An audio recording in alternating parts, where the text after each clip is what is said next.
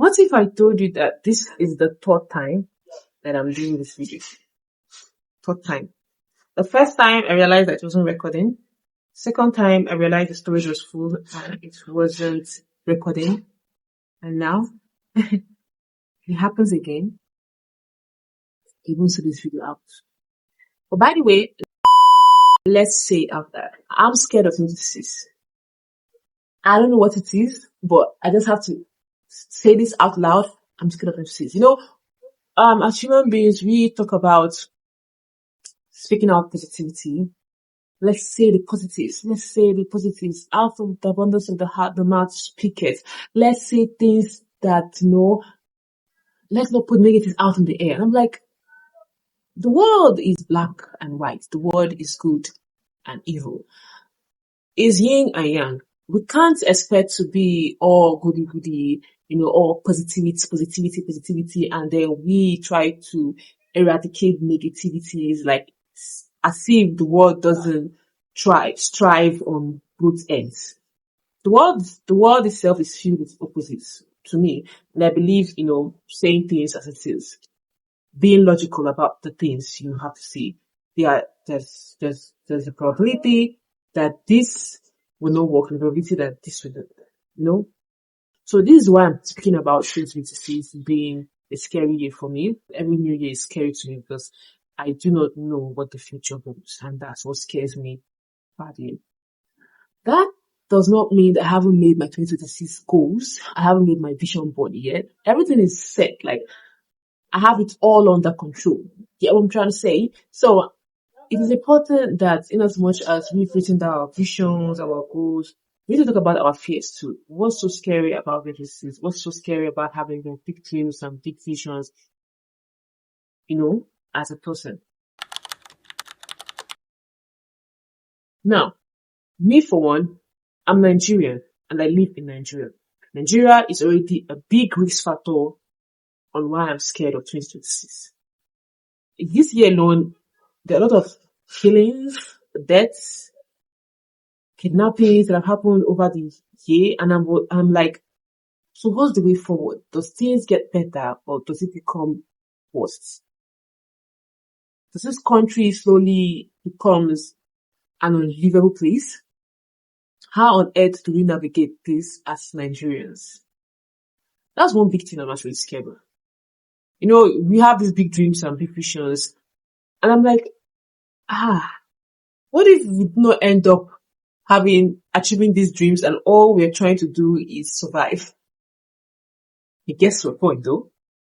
It gets to that point. So it's so scary for me to think about it. Yeah. I have these big dreams to become a storyteller. This girl right here wants to be a filmmaker, produce films that actually speaks. This girl. And this girl has no foundation whatsoever. It's just being self-taught, navigating through YouTube and little TikToks here and there to kind of gain some kind of knowledge on what to do going forward and how to tell your stories visually beautiful. It's something else. And then you look at the film industry, worldwide, Nigeria, worldwide. The industry is kind of scary. It's dubious, it's diabolical, evil. Like, there's something so sinister about the industry that just makes you go, I thought this place was supposed to be like for safe space for like creatives, tell the world as it is. It becomes a whole nother story, trying to put your films and your stories out there. A lot of lobbying, a lot of nepotism, a lot of connections. And you're like, how does this, your naive beginner girl get to go through all that?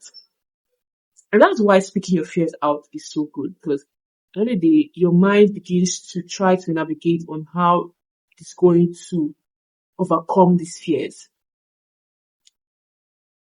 And that's how my mind is working right now. But it's just so good that I say these things out loud. Yeah. I have a creative hustle.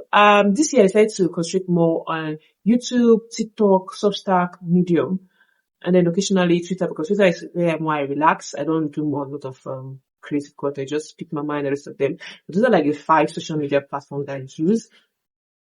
I have an Instagram, but like to follow me up there, but like this is something I use for the time being that made me feel a bit more grounded in producing content instead of being all over the place and nowhere. And I realized that because I became more intentional about producing this content, I had some kind of growth. It's 55. I'm so proud of it. But I feel like I don't know how this is going to go. Will it be much better or worse? As you can see, in Nigeria as a whole, especially as a creative living in Nigeria, the world is already against you. Look at the bans happening all over the world against Nigeria. The green passport is literally an identity of you're not wanted here. And it's so painful and so scary. I mean, this is supposed to be like the giant of Africa. I'm like, oh my god. Do we win in any way? So it's just so amazing and so scary how one that has a 9 to 9 job, because I work 2 jobs as a pharmacy, has a creative business and wants to grow a community. How does one, and still aspiring filmmaker, how does one navigate those three? How do one move? It's so scary. Don't get me wrong, like I've been doing just fine. I think I am.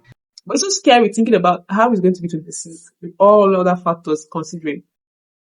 It's so scary. And I really want to build a community. I love the idea of having a community of people who actually see you, and they see you because they see themselves in what your story tells. You know, they relate to what you do and be able to follow you and invest in you in that kind of sense. And then you can actually pour out what you have learned so far. It's such a beautiful phenomenon as a creative to have. Yeah. Also, business. Because we live in Nigeria, you can't expect to wait 30 days to receive payments. You have to have multiple streams of income. And as someone, like I said, who has a 9 to 10 pharmacist working 2 jobs, have a creative hustle, trying to be an aspiring filmmaker, and now trying to run a business, because one can't wait 30 days to receive payments. You have to have multiple streams of income. Yeah. I tried doing a business in 2024, a poultry business and a POS business, and I failed woefully. I won't say because I did the investment, because I really wanted to start that, with family. And it made me realize doing business with family, it's kind of dicey. But that's by the way. But I think that a big factor about what happened is Nigeria. Nigeria was a big response. A lot of things became so expensive to manage. Poultry feed was expensive. Like, it was a whole lot of things happening then. And then I didn't get my capital. Everything was down the drain. So painful. So it's vibe. I decided not to do anything with business. I did more of investments, stocks, buying stocks, shares, and treasure bills and the rest of them.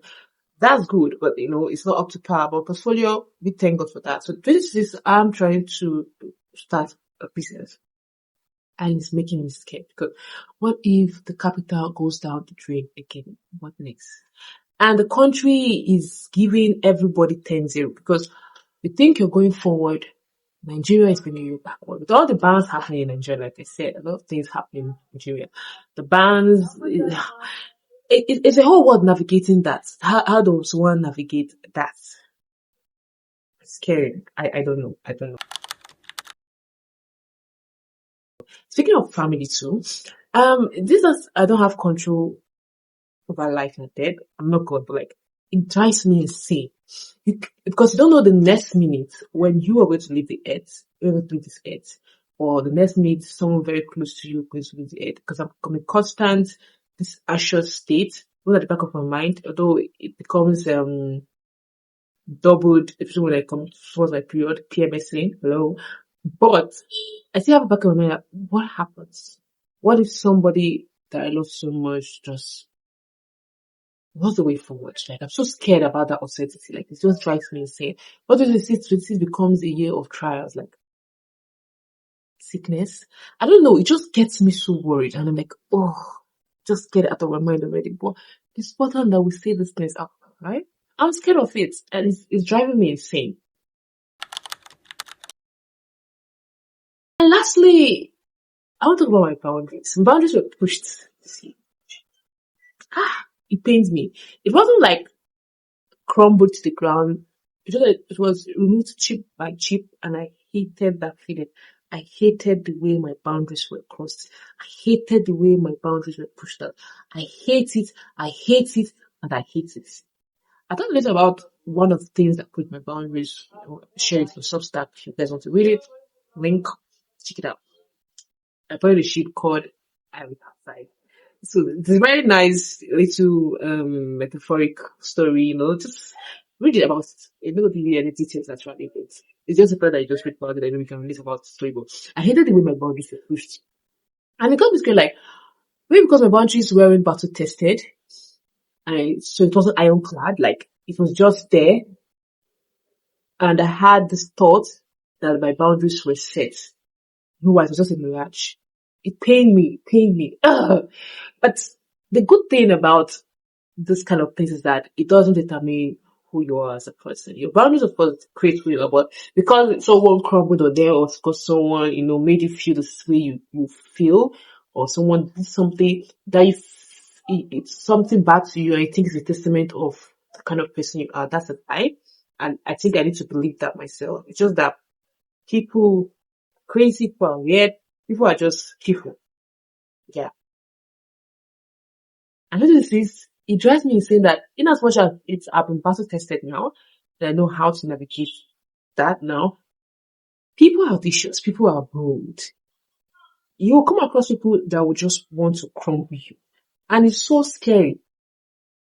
With the high rate of femicide going on in Nigeria, I don't want to be part of that. But it's so scary that it can happen. To me, to anybody, to family, anybody. It's so scary. It's annoying that can happen. And I hate it. Like, I effing hate it. So now that I've been tested battle-wise, in saying that my boundaries were pushed, I don't know how the I don't know how it's going to happen again. And I'm scared of it. I hate it, but it's just so crazy that it happens. So that's just the things that I'm scared of in 2026. Like I said, I have a lot of goals that I've been written down here. I'm going to share it in my next video, definitely, so we can do away with the negatives now and then welcome in the positives. So, you guys, I want to hear about your fears. What are you scared of? It's not, you being scared of something doesn't mean you're preaching or you're speaking negativity into your life. No, it's okay to say what your fears are. It's okay to let the world know what your fears are. So tell me in the comment section, what are you scared about going into 2026? And subscribe if you love this channel. If you want to be part of this family, you need to subscribe. And if you enjoyed this video, like this video, give it the thumbs up. Give it a thumbs up, right? And then we'll see you next time. Ciao. Bye-bye.